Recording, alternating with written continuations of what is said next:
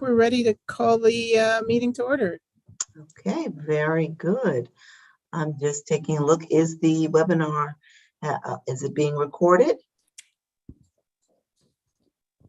Yes, it is. Okay. And live stream to our social media channels. Well, good day, all who are joining us, and welcome to the first Racial Justice Commission meeting for the calendar year 2022. This is intended to be a brief meeting. We really have just one business purpose. What I'd like to do is take a moment just to recognize all of the commissioners who are present and remind everybody who you are. And so we'll just do that very briefly. I'm Jennifer Jones Austin, and I have the honor of serving as the chair of the commission. And why don't we, there's a part of me that wants to go in alphabetical order, but that would mean that we'd have to figure this on the spot. We can do this. Let's go to Commissioner Bain. Greetings all, Kay Bain, happy to serve. Who's next? Do they know who's next? Be Commissioner Bermudez. Hello, everybody. Ana Bermudez, Commissioner of the New York City Department of Probation at the moment, and also commission member of this great task force. Wonderful. Fred Davey.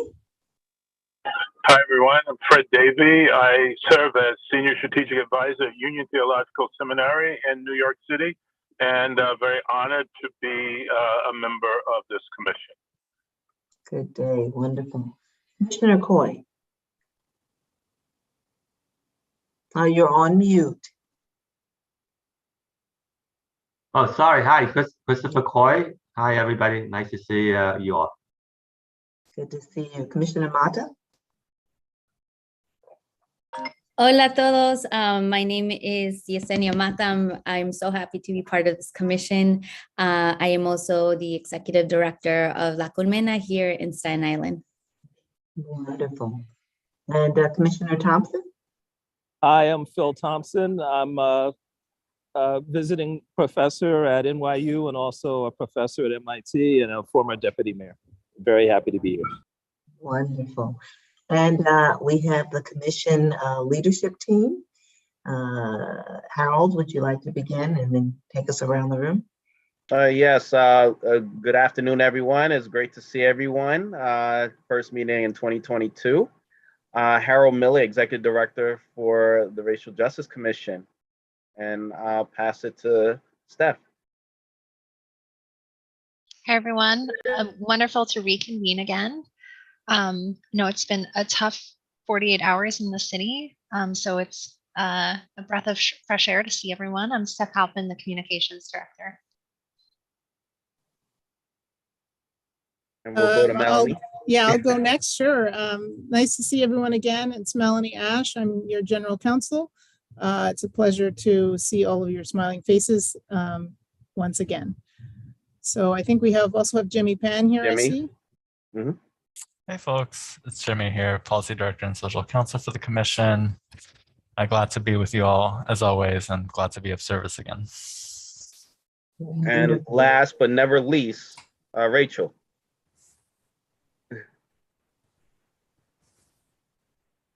She's our RJC, is that correct? Yes.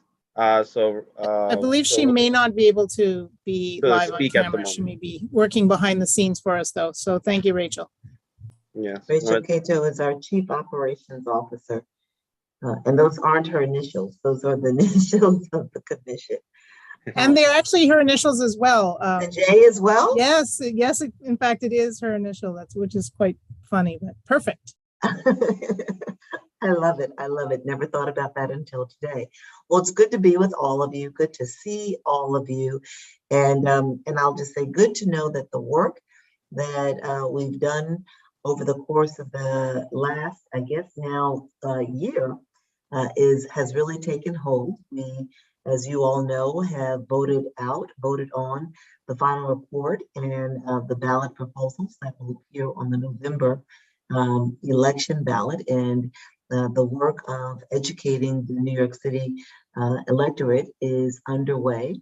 Our executive director Harold Miller will give us an update on some of these activities. So we'll have a brief update about that. And then what we're going to do is discuss an important resolution that we believe will pave the way for the commission to continue its work on the roadmap that was voted on as part of our December votes to continue the work of advancing racial equity, looking at various policies, looking at different government levels, the work that was really beyond the ballot measures that we felt that we needed to continue.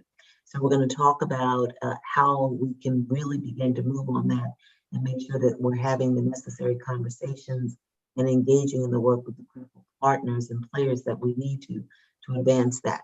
We need to do that with the resolution. So our General Counsel, Melanie Ash, is going to give us a briefing on what that looks like, and then we will likely take a vote.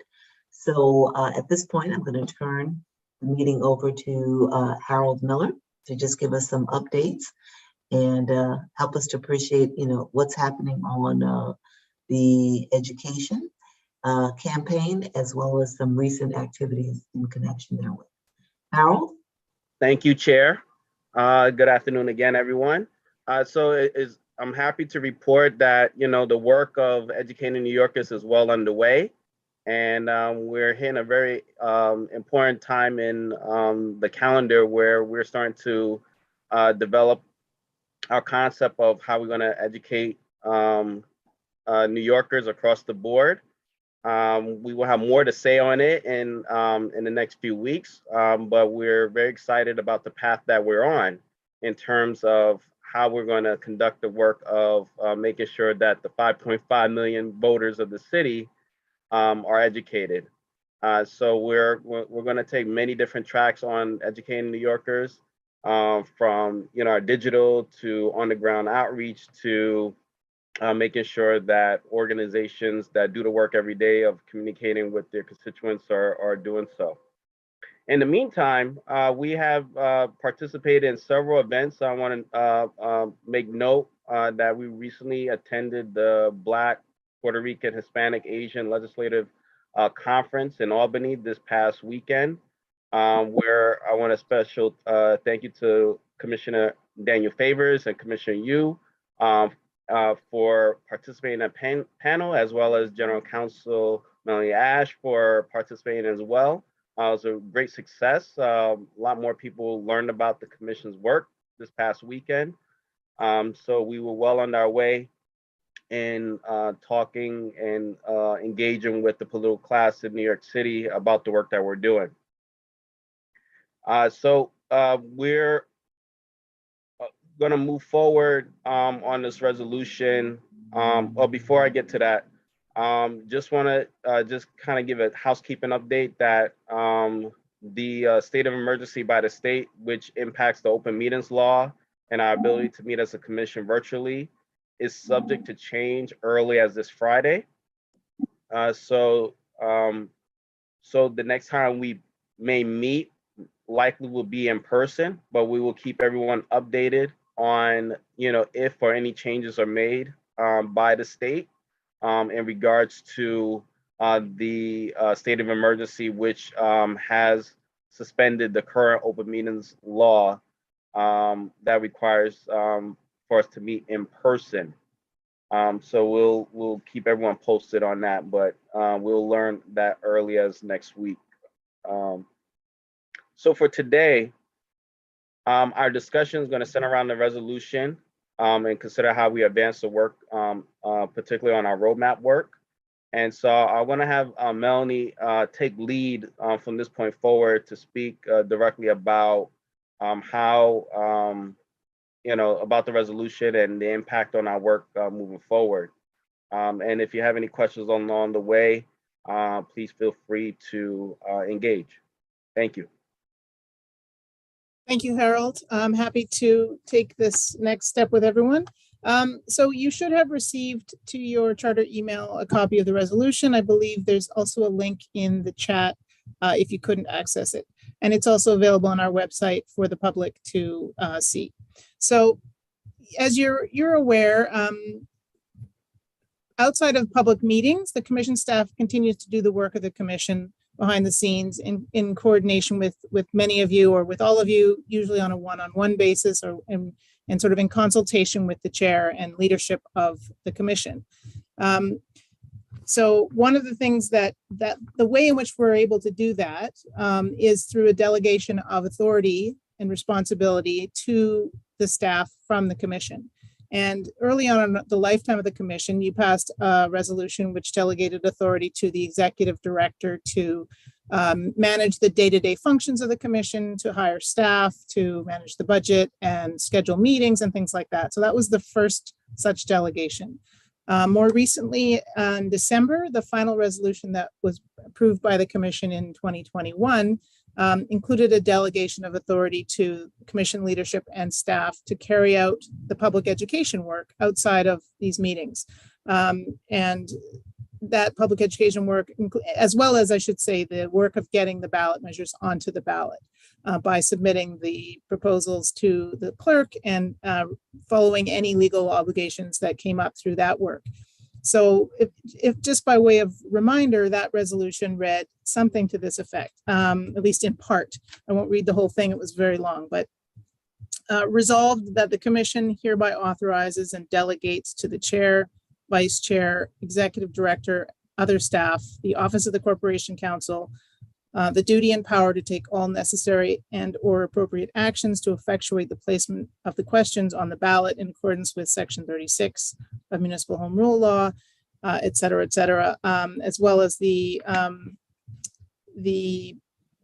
preparation of other material to be appended to the final report, documentation memorializing the proceedings of the commission, and other materials relevant to the commissioner's deliberations, the defense or commencement of litigation to effectuate such placement on the ballot, to provide for the publication and publicity as may be appropriate to ensure the public is adequately informed about the proposals, including in reliance on the resources of the office of the mayor and other city agencies. So just to summarize that, essentially what happened there was the commission gave the power and authority to the chair, the vice chair, and the staff to just make sure that the work of the commission was carried out in terms of putting the ballot measures onto the ballot and conducting all of the education.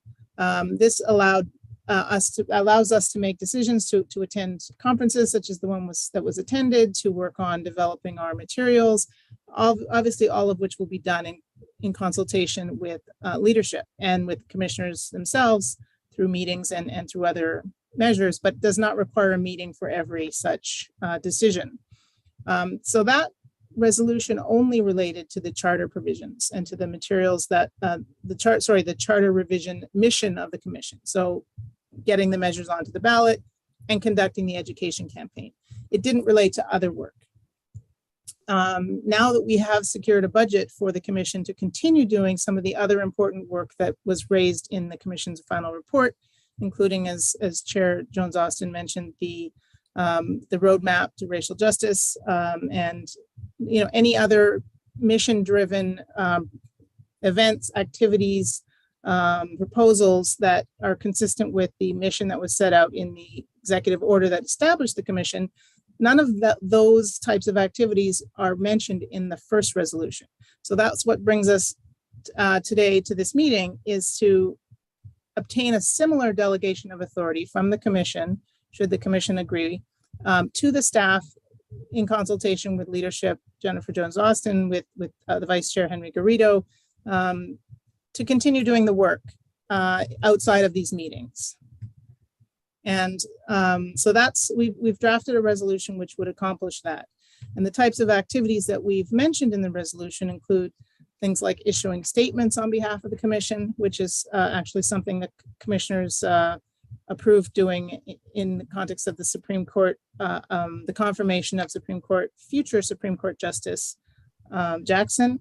It would include hosting events, issuing reports or recommendations in the name of the commission, formally assisting with development or launch of policies, all of which are in furtherance of the mission of the commission as expressed in your final report and also in the documents that created the commission, that is the executive order. So we have a resolution which you have each been given access to, and it essentially models or is modeled on similar resolutions for the Civic Engagement Commission, which, as you know, is a body here in the city that has not a charter revision function, but a function of engaging in other missions, in other work that's set out by mission by an executive order and in the charter. So it's a similar kind of body in some ways, in the sense that it does work, mission-driven work.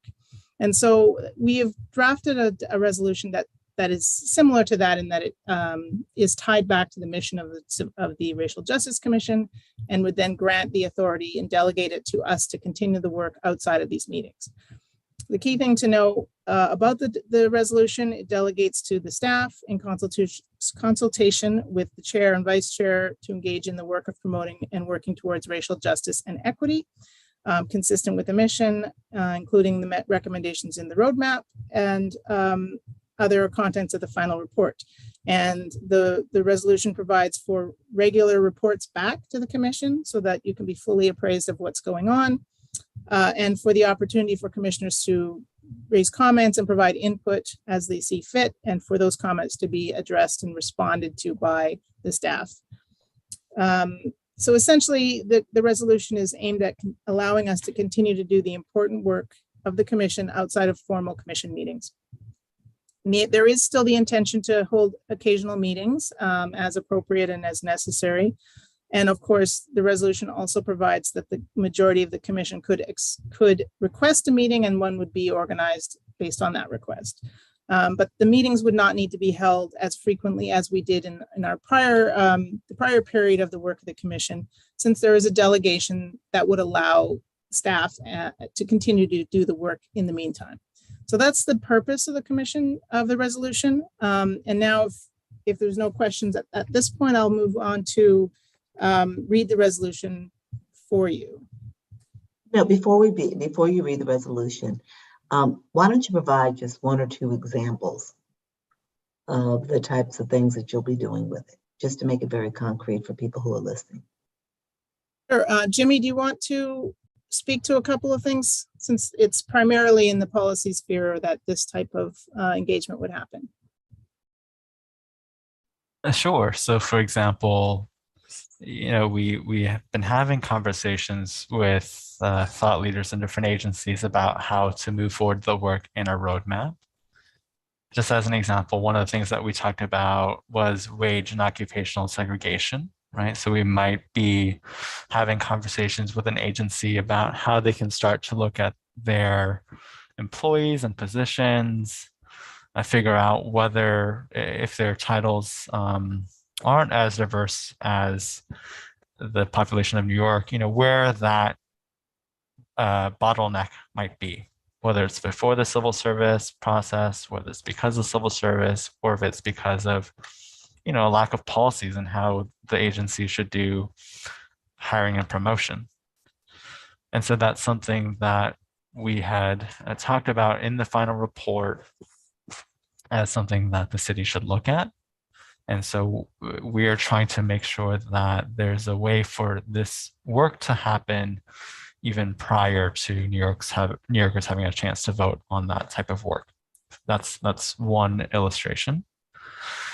Some of our other work is bringing the structural approach that this commission developed and used last year into how agencies are looking at their own codes and rules and governing provisions, because I think a lot of agencies saw the work that we did here at the commission and thought that that's so necessary that it hasn't been done here or other places around the nation, and that they wanted to be a part of that because they see the value in that foundational change. So consulting with them to help them understand how we did it and what are the keys to that sort of success. Is that helpful? Very helpful. Does anyone have any questions? Okay. Would you read the resolution, Melanie? Melanie, you're on mute. Sorry about that. I will go ahead and read the resolution now. So draft resolution of the Racial Justice Commission. Whereas in Executive Order 66, Mayor de Blasio established the Racial Justice Commission a temporary charter revision commission, which pursuant to section 36 sub 6 sub E of the Municipal Home Rule Law shall expire on November 8th, 2022. And whereas the commission was established to seize the transformative potential of this moment in history to identify the structural changes and significant policy reforms that will advance racial justice and equity and begin to dismantle structural racism for all New Yorkers. And whereas, in addition to its responsibility and authority as a charter revision commission to review and put, now I just, as an aside, let me stop for a second and say the original draft said push, and I realized that was a typo. I'm correcting it now here in front of you too. To review and put forward changes to the city's charter. The commission was also established with a mission to, inter alia, produce a guide to shape the path forward towards a fair, equitable, and just New York City, with a focus on significant structural changes to the powers, structures, and processes of New York City government that underlie sources of inequity. And whereas, in addition to its powers and functions as a charter revision commission, the commission was established with the following powers and functions. A, to include in its final report or in other reports and recommendations as the commission may deem appropriate, proposed policy and programmatic changes that the commission has not included in its referendum proposals because, one, the commission determined that they should otherwise be implemented locally without a referendum. Two, the commission has determined that they should be considered for placement on the ballot in a future referendum. Three, they require action at the state or federal level. Or four, they require voluntary action by private individuals or organizations. B, to collect and disseminate the information and resources necessary to identify the changes and reforms that will advance racial justice and equity and further the work of dismantling structural racism. And C, to hold public hearings, meetings and forums or other events, and to take other actions as the commission determines to be appropriate in furtherance of its mission. And whereas in furtherance of this mission, the commission issued as part of its final report, a roadmap for racial justice, recommending the consideration and further investigation of certain proposals intended to promote and further racial justice and equity, and intends to continue the work of considering, investigating, and or furthering such proposals. And whereas in pursuit of this mission, the commission intends to create and contribute to policies and other initiatives in the city, and to work in partnerships with public, private, and nonprofit entities, all in furtherance of racial justice and equity in New York City. And whereas pursuant to a resolution dated April 15, 2021, and amended December 27, 2021, the executive director was delegated the authority and power to conduct the day-to-day business of the commission, including but not limited to the power to hire and fire staff and fix their compensation and establish policies and procedures for staff necessary to ensure the professional and orderly conduct of the staff's work. And whereas this resolution is intended to promote the effective functioning of the commission as it carries out this mission, now therefore be it resolved that in furtherance of its mission as described above, the Racial Justice Commission hereby delegates to the chair, vice chair, executive director, and staff designated by the executive director the following duties and responsibilities to be undertaken pursuant to Executive Order number 66 dated March 24, 2021. 1, pursue racial justice and equity related initiatives in cooperation with other public, nonprofit, and private entities in furtherance of the mission and core functions of the commission, provided that the chair and or commission staff shall report to the commission regularly on such initiatives and respond to the commission's comments, if any, in response to such reports. 2, participate in the development of racial justice and equity related policies and programming in partnership with city agencies in furtherance of the mission and core functions of the commission, provided that the chair and or commission staff shall report to the commission regularly on such policies and programming and respond to the commission's comments, if any, in response to such reports.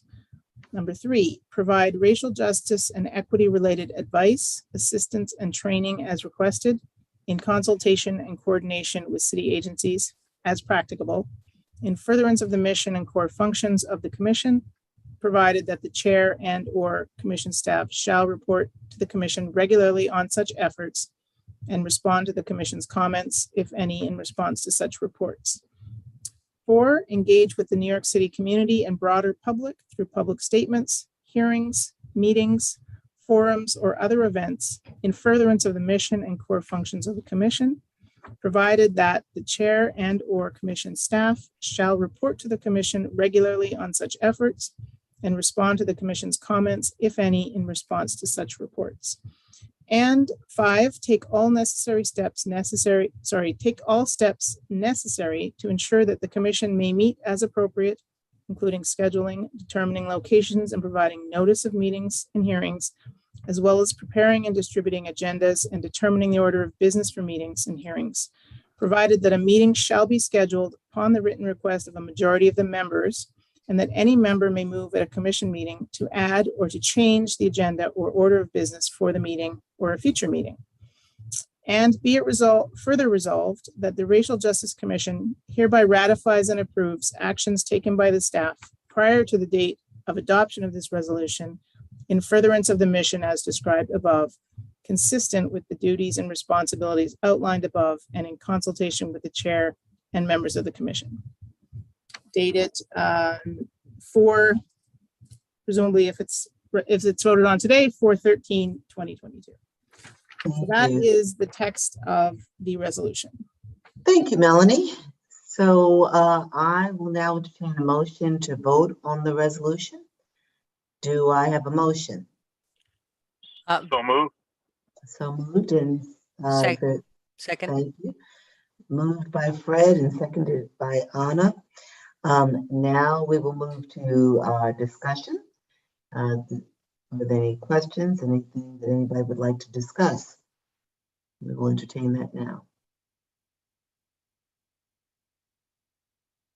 It seems pretty straightforward to me, but so. Mhm. Are there others? Would like to add anything? Okay, I don't see any hands and no one has come up with mute. So I'm going to proceed with a roll call vote. Beginning with Commissioner Bain. Aye.